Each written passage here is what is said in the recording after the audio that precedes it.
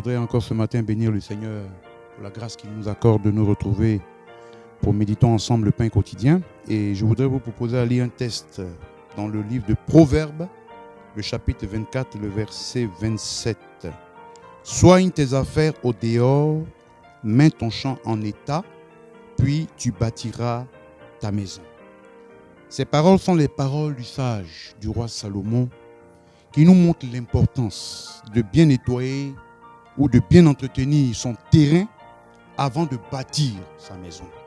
Et ici, sur le plan spirituel, bien-aimés frères et sœurs, nous avons aussi besoin de bâtir et de bien bâtir notre maison, qui est notre vie et notre cœur, notre maison spirituelle. C'est pour cela qu'il dit, soigne tes affaires et mets ton champ en état. Et la pensée que je voudrais relever ce matin, c'est de mettre ta maison en état.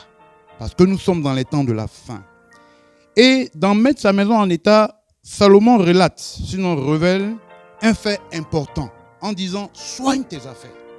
Et nous savons que soigner se donne comme définition, c'est s'occuper du bien-être, de ce qui est en bon état, ce qui est parfait pour arranger.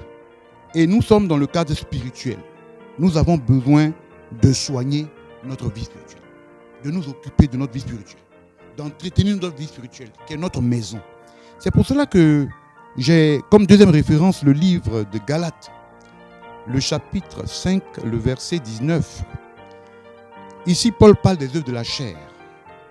Or, les œuvres de la chair sont manifestes. Ce sont l'impudicité, l'impureté, la dissolution, l'idolâtrie, la magie, les inimitiés, les querelles, les jalousies, les animosités, les disputes, les divisions, les sectes, l'envie, l'ivrognerie, les excès de table et les choses semblables. Je vous dis d'avance, comme je l'ai déjà dit, que ceux qui commettent de telles choses n'hériteront point le royaume des cieux. Frères et sœurs, je ne veux pas vous prendre du temps, juste en ces quelques minutes, relever un seul fait qui doit être ôté de notre terrain par rapport à ce que Paul a dit aux Galates.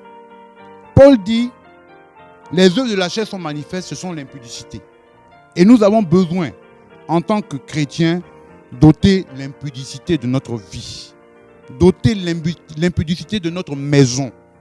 Parce que l'impudicité, c'est le comportement d'une personne qui transgresse sciemment et sans honte les convenances sociales en matière de sexualité. Aujourd'hui, nous pouvons donner comme exemple certains jeunes qui ne sont pas mariés, mais qui couchent ensemble. Certains jeunes qui n'ont pas de femmes, mais qui sortent avec des femmes autrui. Quelqu'un qui couche avec une femme autre, c'est de l'impudicité. Quelqu'un qui regarde même de la pornographie, c'est de l'impudicité. Quelqu'un qui se masturbe, c'est de l'impudicité. Et Paul dit que les œuvres de la chair sont manifestes. Toutes ces choses que l'impudicité sème dans notre vie ce matin, si nous voulons bâtir une vie à la gloire de Dieu, si nous voulons bâtir une vie qui honore Dieu, si nous voulons bâtir une vie qui plaît à Dieu, il nous faut ôter l'impudicité. Il nous faut arracher l'impudicité, parce que c'est l'impudicité qui nuit la vie du chrétien, qui nuit notre vie. Le fait que nous laissons pousser ces choses dans notre vie. Aujourd'hui, si nous voulons vraiment prendre conscience, notre maison a besoin d'être en état. Et il nous faut vraiment la soigner, parce que Jésus revient bientôt.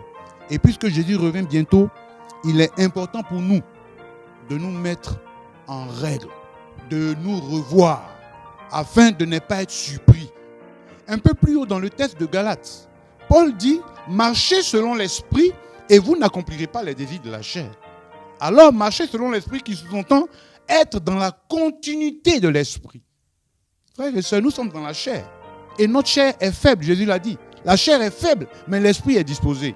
Alors, mais pour pouvoir vaincre la chair, il nous faut marcher par l'esprit. C'est pour cela ce matin, comme premier élément, puisqu'il y a beaucoup d'éléments à révéler, mais comme premier élément, il faut ôter l'impudicité. Afin que nous puissions vraiment plaire à Dieu. Parce que l'impudicité est une chose que Dieu n'honore pas. Ce que Dieu veut, c'est notre sanctification. Comme le dit 1 Thessaloniciens 4, le verset 7. Ce que Dieu veut, c'est votre sanctification. Que vous vous absteniez de l'impureté, que vous vous absteniez de l'impudicité, parce que l'impudicité nuit. Alors frères et sœurs, ôtons toutes ces choses-là de notre vie, l'impudicité, la pornographie, la masturbation, afin que le nom de Dieu soit glorifié. Si nous voulons et seulement entrer au ciel, parce que tous ceux qui font ces choses-là n'entreront pas au ciel. Que Dieu vous bénisse. Amen. Seigneur, nous voulons te dire merci encore ce matin.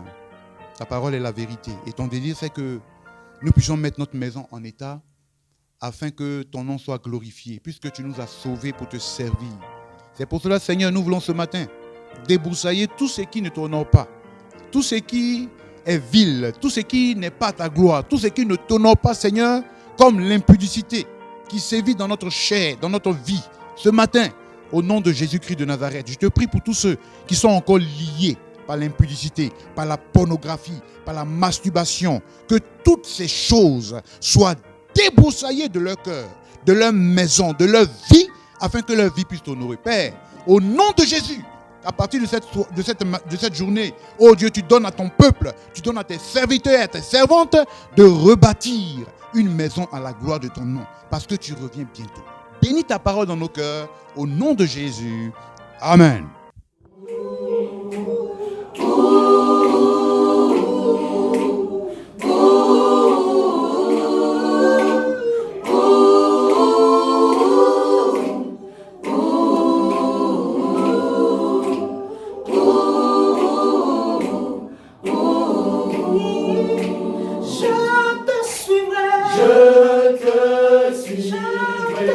Je te suivrai, Jésus, je te suivrai.